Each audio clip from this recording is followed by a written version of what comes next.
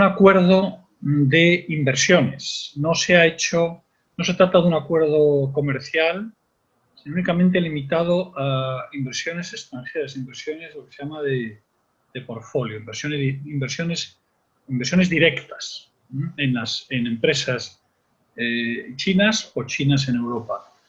Se llevaba varios años negociando, estaba muy bloqueado y, sin embargo, a través de la intervención de, sobre todo, la canciller Merkel, durante la presidencia alemana del último semestre del año pasado, se consiguió a finales de diciembre el cerrar el acuerdo. De una manera un tanto extraña, porque en realidad es un acuerdo en principio, es decir, hay una serie de cuestiones que no están cerradas todavía a la negociación y que se va a seguir negociando durante 2 años. Eso hace referencia, por ejemplo, a toda la cuestión de la resolución, lo que se llama los conflictos entre inversor y Estado, es decir, los posibles desavenencias que puedan surgir cuando un inversor, una empresa china, invierta en Europa, o una empresa en la Unión Europea, o una empresa europea en China. El sistema ese de resolución de conflictos es típico dentro de estos acuerdos de inversiones. Eso no se ha cerrado. Es verdad que se ha creado un mecanismo para resolver cuestiones a nivel de los estados, pero no a nivel de inversor y Estado. Eso está todavía abierto. Y luego otra serie de cuestiones que todavía también tienen que ser negociadas. Este acuerdo tiene mucha importancia porque es el primero donde verdaderamente es un acuerdo de nueva generación, donde se abre bastante determinados sectores chinos a la inversión extranjera y, sobre todo, China acepta 3 o 4 cosas que hasta ahora no había aceptado. Uno es que se puedan limitar las actividades de las empresas estatales. La gran mayoría de todo el sector económico chino es una mezcla privado y público. Incluso las empresas privadas dependen mucho de las públicas. Bueno, aquí se ha conseguido más o menos satisfactoriamente el que se pueda establecer una cierta separación entre lo que va a ser la actividad puramente privada y lo que va a ser la actividad de las empresas públicas, se llaman las SOEs chinas, ¿no? O sea, por un lado, se va a ayudar a que el mercado chino se abra a la inversión y rompa una serie de limitaciones que tenía. Por ejemplo, se les obligaba a las empresas europeas que hicieran joint ventures con empresas chinas, o, por ejemplo, una de las grandes reclamaciones de las empresas europeas y occidentales en general es que las empresas chinas utilizan la entrada de inversión extranjera para apropiarse de la propiedad industrial e intelectual, el know-how. Esto se pone limitaciones a ello también.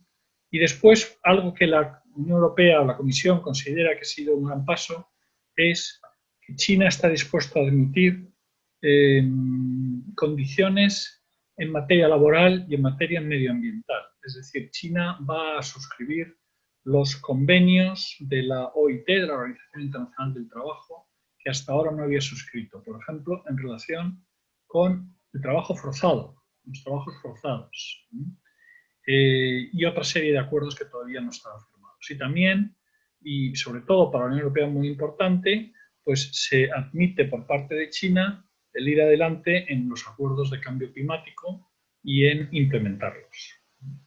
Es decir, este acuerdo, sin ser un acuerdo global, comercial y de inversiones, ni ser un acuerdo de los ambiciosos que ha firmado la Unión Europea en los últimos años con Canadá, por ejemplo, o incluso con Singapur,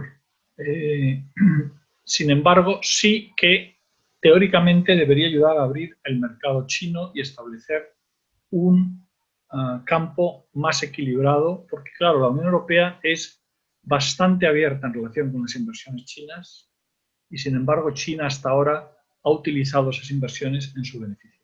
Una parte del acuerdo, en teoría, está cerrado y no debería de reabrirse, otro todavía se está negociando, Las partes más importantes es esto de la apertura del mercado chino, el someterlo a reglas más equilibradas, más equiparables respecto a lo que es un mercado abierto.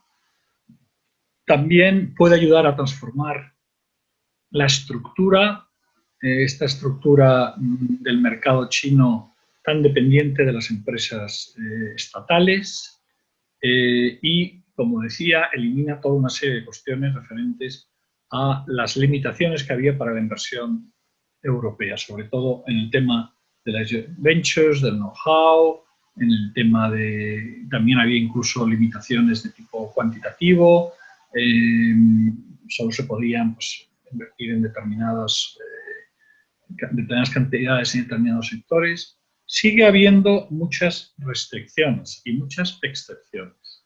El gran problema de este acuerdo va a ser su ejecución, su implementación, ver cómo se lleva a la práctica. Para garantizar que se lleva a la práctica, se han creado toda una serie de mecanismos comunes. Por ejemplo, un comité a nivel político máximo, vicepresidente de la República China y vicepresidente de la Comisión Europea, para hacer el seguimiento con grupos de trabajo e impedir que en un momento determinado, porque el gran problema es que la normativa china y la manera de actuar dentro de China lo que hace es crear nuevas restricciones que muchas veces todavía no están o no se han conocido o que dependen de la peculiar estructura de relación entre empresa pública y privada y control al final por parte del Estado, sea las entidades del partido, las entidades locales o regionales del partido. El problema de este acuerdo, su gran debilidad, es que estamos con un sistema que no es comparable al sistema occidental. Es un sistema que es eso, comunismo en una economía teóricamente de mercado, pero controlada por el partido. Entonces, es un avance. Sobre el papel hay una serie de compromisos por parte de China. Hoy por hoy, además, hay que tener en cuenta que hay una gran discrepancia, hay un déficit a favor de China en términos de están recibiendo mucha más inversión de la que están mandando a Europa y se supone que esto ayudará a facilitar la inversión. La inversión, además, respecto a lo que es la relación comercial, está muy desequilibrada. Es decir, así como la relación comercial es bastante voluminosa entre la Unión Europea y China, la relación de inversión es muy escasa. De todas maneras, ahí subsiste un gran problema y es, en los últimos años y ante la agresividad de las empresas chinas, sobre todo en sectores estratégicos, en la Unión Europea y en los Estados miembros se han creado mecanismos de vigilancia, de supervisión, lo que se llaman los screening committees, que estaban dirigidos a impedir que entrara inversión china en sectores estratégicos, telecomunicaciones, infraestructuras críticas, inteligencia artificial. Entonces, está por ver cómo quedará esto. Es decir, por un lado, está muy bien que abramos nuestros mercados a la inversión china, por otro lado, hay que ver si verdaderamente esos principios, esos límites en principio subsistirán y va a haber que ver en la práctica cómo se compatibilizan ambos principios, la apertura de mercados y, por otro lado, la cierta cautela o más que cautela, el hecho de que China en los documentos estratégicos de la Unión Europea se ha convertido no ya en un competidor o en otras cosas un posible cooperador, sino en un adversario estratégico, porque efectivamente el objetivo final de la República Popular China pues, es ir ganando cada vez mayor hegemonía. Bueno, hasta este momento no se tiene ningún resultado porque es muy reciente y además hay muchos aspectos todavía que tienen que ser desarrollados. Y los intereses de las empresas españolas y europeas. Bueno, ha habido a lo largo de todo el proceso bastante participación de la sociedad civil, aunque también hay críticas en el sentido de que se ha negociado sin excesiva transparencia, pero los diferentes think tanks, las asociaciones empresariales, los sindicatos han ido manifestando a lo largo de los años pues sus intereses. Esto en todos los sectores, en realidad, ¿no? Lo que ocurre es que, como decía antes, habrá que ver cuál es la implementación final de los acuerdos alcanzados. Por otro lado, la Unión Europea al final pues, es una negociación conjunta en la que se integran los intereses de países del norte, del sur. Ahí estamos con el gran tema este de la supervisión, digamos, de la inversión en sectores estratégicos, ¿no? Y como ha habido una diferencia entre algunos países del sur que estaban más favorables a que se invirtiera por parte de China, por ejemplo, en puertos, en aeropuertos, ¿no? Como ha ocurrido en Grecia y en Italia, pues hay una diferencia respecto a otros países del norte y al final lo que se ha hecho ha sido una negociación. Pero sí que ha habido una participación de los sectores implicados y de la sociedad civil. De todas maneras, es un acuerdo que no está libre de críticas. Hay bastante crítica en este momento. En el Parlamento Europeo, sectores y grupos que entienden que se han hecho demasiadas concesiones a China, que se debería haber sido mucho más duro. Otros piensan que China tienes que tener una relación multidimensional en la cual en algunos temas puedas cooperar y tienes que tener pues, un engagement, una cooperación en algunos temas en donde, por ejemplo, de las inversiones, pues puedas ayudar a transformar el régimen chino, y otros piensan que eso es un deseo del pasado, cuando se pensó pues, que el régimen chino se iba a transformar y convertir en un régimen más liberal, cosa que se ha demostrado que no es el caso, sino todo lo contrario, y que ha utilizado la Organización Mundial del Comercio pues, para proseguir sus propios intereses. Pero China es muy importante, muy grande, muy influyente, cada vez lo será más, y vamos a tener que estar en ese tira y afloja permanente en el cual, pues por un lado, se recrimina todo aquello que no sea actuar respetando las normas, pero por otro lado también no se le deja totalmente de lado, sino que se ven áreas en las que se pueda cooperar, ¿no? Y esto es lo que el acuerdo de inversiones ha intentado. Todo el contexto geopolítico, desde luego, va a influir. La presidencia Biden ha empezado pues, sentando muy claramente límites y condicionantes. Hemos tenido estas últimas semanas una posición respecto a China de la nueva administración Biden diciendo pues, que no se va a ser excesivamente blando o cediendo en temas fundamentales. El propio Estados Unidos tiene abierto también una negociación de un acuerdo de inversiones con China, que llegó hasta lo que se llama la fase 1 y después se ha detenido durante la época Trump.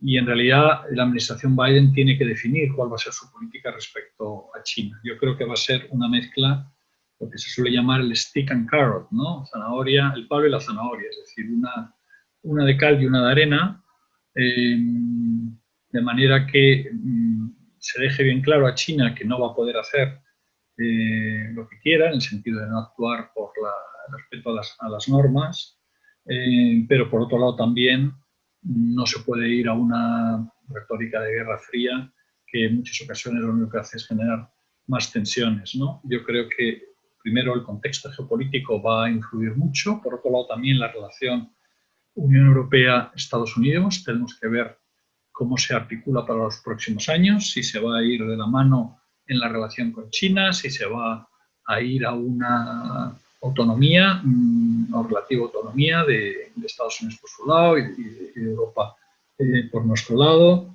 En tercer lugar, la propia actitud de China. Si China está dispuesto a jugar las normas multilaterales verdaderamente y no solo en su beneficio, y si está dispuesto a articular un sistema mundial en el cual pues, hay equilibrio. Se reconoce la preeminencia de Estados Unidos, pero a la vez pues, hay cooperación.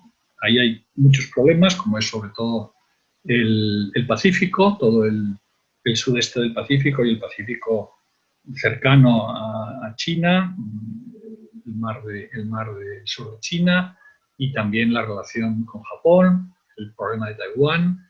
Es decir, está todo encima de la mesa, y eso va a influir mucho también sobre los aspectos de inversión comerciales, ¿no? A medio plazo. Es decir, si se revitaliza la guerra comercial, pues evidentemente eso también va a bloquear mucho lo que se haga en inversiones desde el punto de vista norteamericano, pero también europeo. Europa está pendiente de ver, todo está ahora mismo sobre la mesa, de ver cuál es el acuerdo, el marco de acuerdo con Estados Unidos, si vamos a volver a algo parecido al TTIP, a una especie como de acuerdo transpacífico en el cual pudieran participar los otros países aliados de Estados Unidos en la región, Japón, Corea, etcétera. Si se va a un acuerdo bilateral Europa-Estados Unidos, en cualquiera de los escenarios se tendrá que tener en cuenta cuál va a ser el marco de consenso, de actuar en conjunto en todo lo que se pueda entre Europa y Estados Unidos respecto a China. O sea que todo eso va a influir mucho. Y luego, evidentemente, también la evolución de la economía mundial. Es decir, si tuviéramos ahora otra crisis, la pandemia no se acabara de resolver, China ha salido de la crisis pandémica, está volviendo a crecer, se está consolidando económica y comercialmente en toda la región. Cada vez está más presente en más zonas del mundo, y cada vez hay más zonas y países del mundo que dependen de la inversión china y de la presencia china, y todo esto también va a influir. O sea que lo que ocurra dentro de Estados Unidos, la política exterior norteamericana, la relación con Europa y la relación de los Estados con China, ese triángulo va a ser muy importante también a efectos de inversiones y comercio. La Organización Mundial de Comercio efectivamente está obsoleta, no está funcionando el mecanismo de resolución de conflictos, que es un tema importante, y se ha nombrado pues por primera vez, ¿no?, una nueva secretaria general, una directora general procedente del tercer mundo. Estamos en una nueva situación de la OMC. La OMC, la Unión Europea, que enarbola la bandera del multilateralismo, y durante la etapa Trump todavía más, ¿no?, y se ha querido como encarnar, ¿no?, la cooperación internacional y el multilateralismo y los organismos internacionales y la defensa de la OMC y la reforma de la OMC en un sentido multilateralista. Pues durante la etapa Trump no ha podido hacer nada y ha tenido que hacer acuerdos bilaterales con los países que querían seguir teniendo un marco de actuación más o menos continuador de la OMC. De nuevo, aquí el gran tema es lo que vaya a hacer Biden. Biden ya ha dicho que va a volver a la OMC y que está a favor de la reforma de la OMC y del multilateralismo. Ahí yo creo que puede haber un consenso bastante cercano con Europa respecto a la reforma de la OMC, en el que incluso pudiera participar China, desde luego otras partes de otros países del mundo, de manera que si tuviera, pienso que todos los países, una gran parte de los países de la Commonwealth pueden estar ahí, Canadá, Nueva Zelanda, Australia, Japón, los propios países latinoamericanos, con algunas diferencias, Brasil en general, y los países europeos, como decía. Es decir, que ahí se puede generar una masa crítica importante para la reforma de la OMC, sobre todo si hay ahora un liderazgo o coliderazgo, que en realidad es lo que haría falta, un coliderazgo Estados Unidos-Europa. De nuevo, ahí tenemos la necesidad de un acuerdo amplio y profundo entre Estados Unidos y la Unión Europea, en el cual pudieran entrar los otros y se pudiera hacer más realista la posición de China. Es decir, China ya no es el país que entró en la OMC un poco pues casi de invitado y pensando que esa iba a ser la vía para convertirla en una economía libre de mercado, y sabemos que eso no es posible y que habrá que tener determinadas cortapisas y cortafuegos, pero a la vez también pues, puede ser una de las vías para ayudar a que se produzca esa transformación de la economía china, al menos en parte.